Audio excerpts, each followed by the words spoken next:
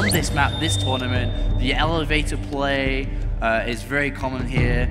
Let's get ready to go. I'll tell you what, Apollo, the one thing that would blow my mind here is if we saw MMA lose in the semifinals 3-0. Yeah. So there's a part of me that's just saying I just can't even figure out in my head how it works out, how MMA can't pick up a win. But Lucky, maybe his name means something. Let's introduce our players over here in the northwest position. He hails from Team FXO. He is our blue Zerg. Give it up for FXO Lucky.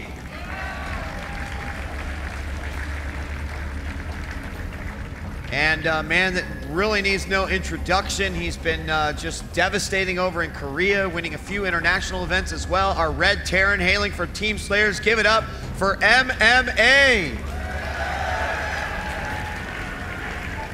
And you know, Apollo, now the tables have turned. Being down 2-0, suddenly the nerves might be over on MMA's side. I point this way, not even knowing exactly where MMA is because I can't see in the booths. But either way, I wonder if that makes Lucky feel a little bit more comfortable because he is up 2 now. Yeah. There's a lot of rooms for mistake. Even if he completely just fell on his face in this one and didn't do anything, having 2 chances to come back and your map choices, like you had mentioned, it just, I would imagine he's in a very, very comfortable and zen place. Yeah, but MMA is, well, he's been up against the wall so many times, let's put it that way. Yeah. I mean, he's done so well in so many different tournaments, and one of the most pressure-building things I think MMA's been through was when he finally cracked down an ST's like 20-0 Code S run or whatever that was, going up against a Zerg player who's physically undefeated,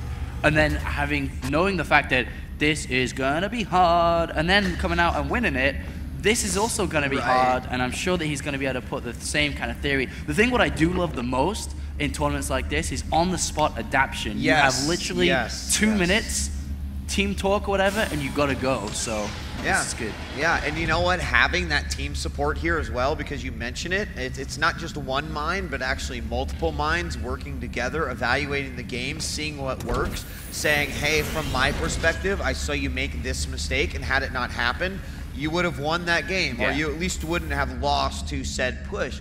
So having that sort of reinforcement in a team capacity, I mean, any of the teams that are featured here at the IPL 3 that had players will tell you that it's a beneficial thing, and that's why we have teams. There's a reason why, you know, they are oh so important in that regard. So I am very curious. Are we going to see MMA be playing a much more reserved game? Are we going to see him go into Super Gosu mode and just show us something that we've never seen before? Either way, just to think, and it looks like some not really pressure being applied, just the SCV and the Marine comes up, but we'll completely just retreat back. And I think he's just gone back into gas now, and he's going to get the speed upgrade. Oh, actually, no, sorry, he's just gone into gas for the first time. I was getting excited there. And we have a starport thrown down really, really early here. So it looks like we're going to be seeing Medivac and then Heli Marine drop into the main base. And you can, like you mentioned, you know, abuse that lower, higher ground as well, have Hellions on the low ground and Marines on the top. So I think we're going to be seeing that drop very, very shortly from MMA here, and then we'll be expanding behind it. And meanwhile, we got a spine crawler thrown down, and I'm watching the gas, man. I'm watching this gas. Is he going to pull out? Yeah, I mean, I think he sees all these units in the middle of the field, and actually it created a huge response from Lucky. He created a lot of lings. He threw down the spine crawler. He's got his main queen down below, and there is going to be a little push here, but he's certainly, you know, worried about it. Looks like he will be able to hold on to it quite nicely. That spine crawler finishing just in time, but he is not injecting at the main hatchery. He's finally going to start moving that queen back so he can get that going as well.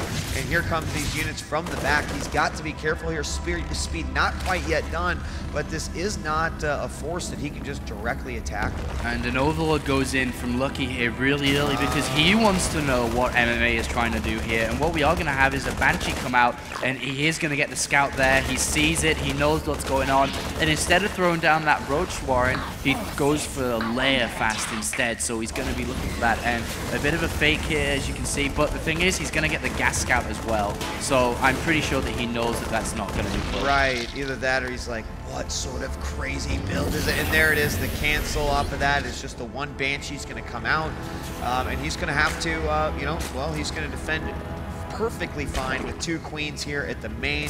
Actually, that is the queen from the natural, so 3rd queen is on the way, though.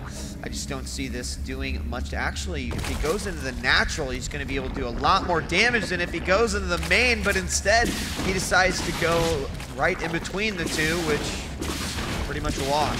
And it's going to good harassment here, picking off 2 drones and forcing a lot of queens moving around. May miss a couple of lava injects if he's not careful, but he's going to be able to go for this relatively early spire here. And I think that's what he's going to do. We'll have to see now. He's at layer now, and it has been constructed, yeah. So he's going to go for a very early spire here. And that pressure is pretty nice, as you can see. Lucky's actually made a mistake. He has 4 in gas on the natural, and just putting the pressure back on here. And he does, no, he still has it in, actually. But the spire's going to be coming here. And over in MMA's base, he's only just now starting stim. And Medivac is on the way too, but did he scout the spire? I don't think he did, but he did. He didn't even see the layer because he went into the natural rather than the main base as well. Yeah, it's a good point. I mean, he skirted right through the middle and was a bit indecisive about that. So, you know, does he at least think that it could be coming? It's hard to say. He has scouted all 4 gases been taken, and you only really do that when you're going to go spire. So I'm pretty sure he knows it's coming, as you can see the engineering base down as well. And we are going to have a drop into the main base, DJ Wheat. 8 Marines, they do not have stim, they do not have cambot shields. And the biggest thing they're going to be able to get, I think, here is going to be possibly a queen or an overlord. The queens are going to move into position there. The overlord goes down. The banshee's coming in as well, and that'll actually be a nice little force coming out of there. The banshee does move back. More lings are coming out. Medevac scoots forward. Here comes a lot of lings, and will have to pick up and go, only losing 1 marine in that attack. He did force a couple extra overlords out when he probably wanted the minerals for the mutas, and actually, more than anything, it's just the lack of larva here, because he's got enough to build more mutas, he just doesn't have the larva to do so. Yeah, I mean, he's a little bit supply blocked too because of the killing the overlords too. So that was nice play from MMA here. He's going to drop down to the 3rd base as well, put a bit of pressure on it. But there are too many lings out though, so we won't really be able to do anything here. But we can be happy that MMA didn't die within the first 5 minutes. He is now advanced over the 10-minute mark. That is true. That is true. That gets some cheers from the crowd, and you know, this is it's like an opposite Idra thing, I guess. Oh no, the Medivac is going to go down. Well, is he going to get a couple out maybe? 1. Not good enough. Bob, it's going to be you this time. All right. And the Banshee as well. This is the thing with playing Mutalist style. You have to decide, are you going to be aggressive or defensive with your Mutalist, because he's going to be able to pick off a queen here, one-on-one with the Banshee. The Banshee's going to win, and these Mutalists are nowhere near close to defending. The Mutalist going to swing on around. There is this single missile turret up here in the side. No refinery right there. Takes out the SCV building, the new command center, and not enough Marines here. Here they're coming down from below, and they do have stim, but he does not force one out. Meanwhile, the Banshee here at the 3rd base going after this queen here will manage to take it out. No drones to kill.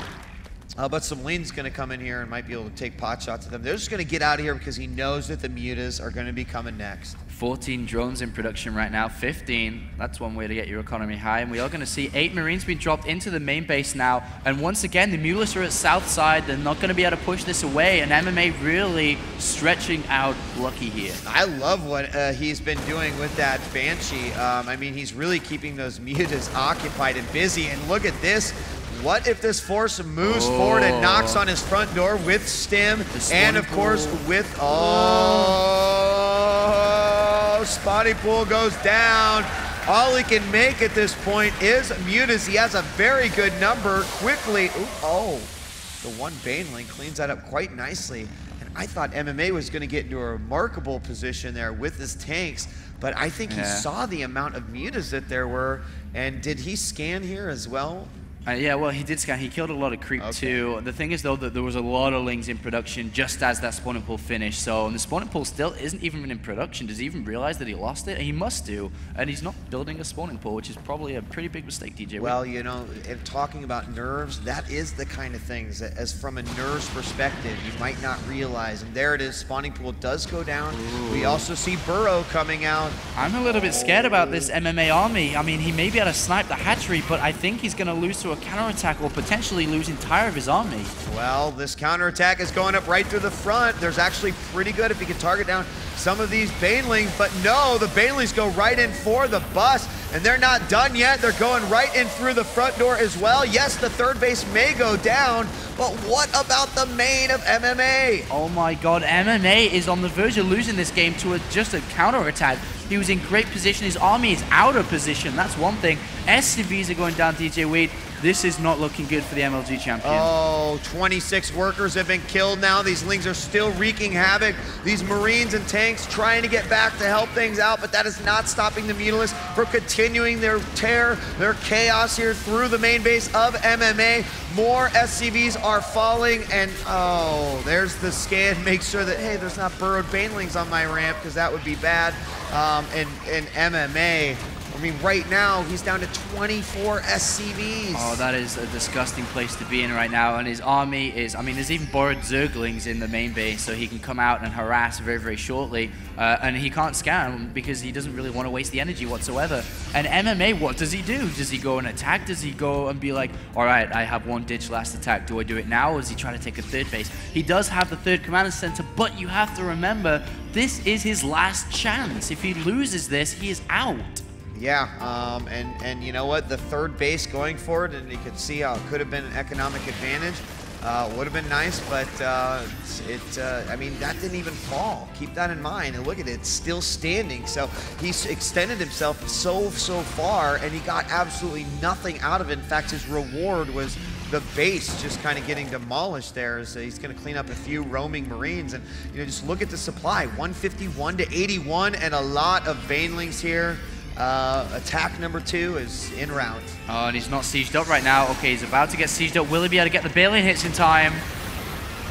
Oh yeah, he got him. Look at him roll on in. There it is. The Mutas clean up the tanks, no problem. Banelings still making their way into the main, but now there are still so many Mutas that get rid of those missile turrets, and there are just not enough Marines here. The Mutas could win this battle.